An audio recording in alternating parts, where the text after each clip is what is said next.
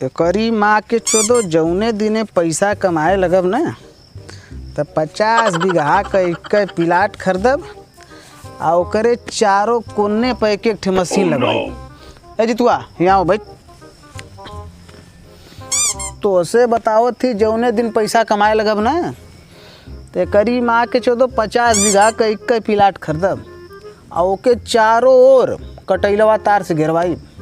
हमके पता ओके घेरवावे में 10-15 लाख का खर्चा आई, लेकिन अपने बदे वो आम बात है। आ ओकरे चारों कोने पर लगवाई एक ठे मशीन टेबुल मर दे जो ढेर का पनिया फेंकला है तो खूब फेंकत हो। हाँ का कर ले कुछ ना। हाँ तो कहा भी मत ना तो चढ़ के खपा जब सिनवा भोसड़ा के।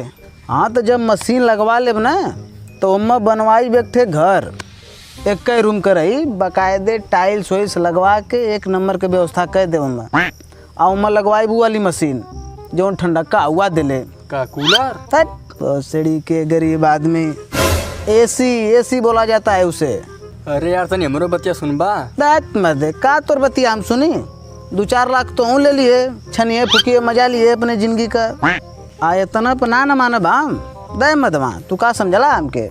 ओकरे बाद ले हम एक ठे सेकेंड हैंड साइकिल ना फार्चूनर वो एक ठे ना 4 ठे।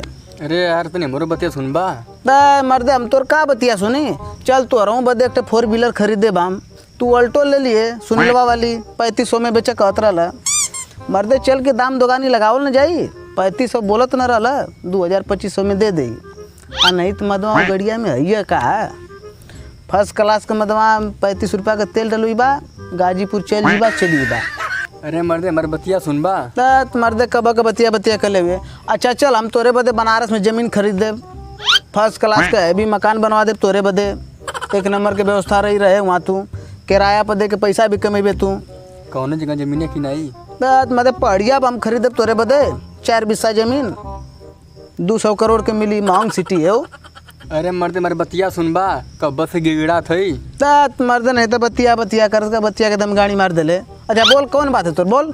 बतिया ई है भैया कन्या जो हमारे 10 रुपये वाले ले रहा लौटा दे भैया बिहार में लूट रहे लिया आज लोग खपसा मर्दे लानी चट्टे बदे बतिया दम गाड़ी मार देले पैसा के तू पहले हमके अमीर आदमी बन जाए दे तोर 10 ना हम 10,000 लौटा दे हम तो के बस तू हमके अमीर बन जाए दे। हम जब अमीर बन जाब ना तो आई चप्पल थोड़ा पैरे घूमब दात मत वहाँ पागल भल हुआ। फर्स्ट क्लास का एक ठेले ब्लैक चिप का जूता सब रेड चिप का लेला हम ब्लैक चिप का ले।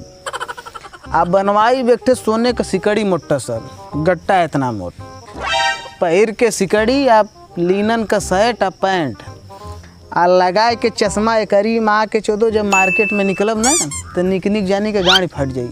पर एक मिनट हम पढ़ले ही 8 तक हम कहीं भी कमाए जाब तो हमके मिली 200 वो गर्रा माटी करब तब आ 1 महीना का भयल 6,000 अब 5,000 हम खर्चे कर देब हमके पता। अब बचल 1,000 तो 1,000 में काम झांटू खड़ा तुम्हारे पैसा दे चलो भैया माफ करा हम तोर पैसा बाद में लौटा दे भैया हमसे गलती हो गई गणित वाली किताब कसम खा के दे भैया हम तोर पैसा बाद में लौटा दे।